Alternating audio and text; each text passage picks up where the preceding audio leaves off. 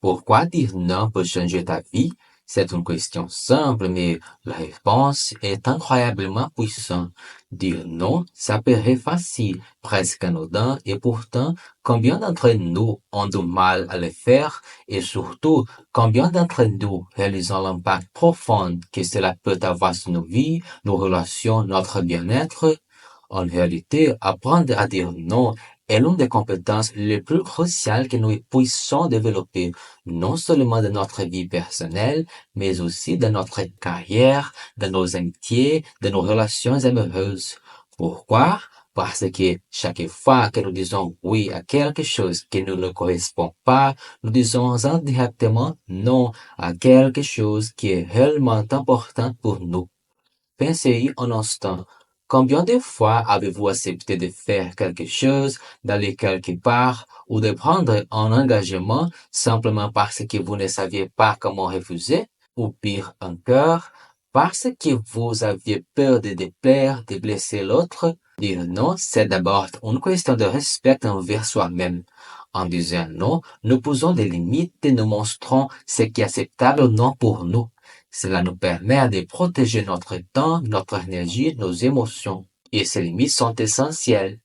Elles ne sont pas un signe de faiblesse, bien au contraire, elles montrent que nous savons ce que nous valons, ce que nous voulons vraiment et que nous avons la force de le défendre. Mais pourquoi est-ce si difficile? Parce qu'on nous a souvent appris de l'enfance à être gentil, à faire plaisir aux autres. On nous a conditionnés à croire que dire non, c'était être égoïste, insensible ou même impoli. Alors, on dit oui à tout. On se retrouve débordé, épuisé, frustré. On accumule des tâches, de responsabilités et même de relations qui ne nous apportent rien, voire qui nous épuisent. Et au final, on s'éloigne de nous-mêmes, de nos aspirations, de ce qui nous fait vibrer. Apprendre à dire non, c'est donc réapprendre à se choisir. C'est se libérer du poids d'attendre des autres pour retrouver une vie plus alignée avec nos valeurs, nos priorités, nos besoins profonds. Cela ne signifie pas que nous devons dire non à tout, bien sûr. Il s'agit plutôt de choisir avec soin à quoi ou à qui nous disons oui, parce que chaque oui a un coût.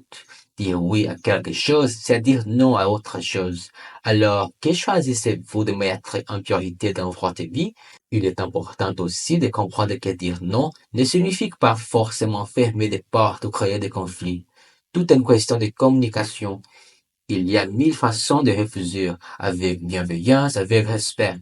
Dire non, c'est aussi savoir se positionner avec tact, en prenant en compte les sentiments de l'autre, mais sans oublier soi-même dans l'équation. C'est trouver cet équilibre délicat entre l'affirmation de soi et la considération des autres.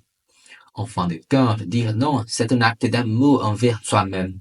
C'est la clé pour une vie plus équilibrée, plus sereine et surtout plus épanouie. Alors, la prochaine fois qu'une demande ou une opportunité se présente, prenez un moment pour réfléchir. Est-ce que cela correspond vraiment à ce que vous voulez? Est-ce que cela respecte vos limites et vos aspirations? Si la réponse est non, n'ayez pas peur de l'exprimer. Parce qu'en disant non, vous ouvrez la porte à des oui beaucoup plus significatifs, des oui qui vous rapprochent de la vie que vous souhaitez vraiment vivre.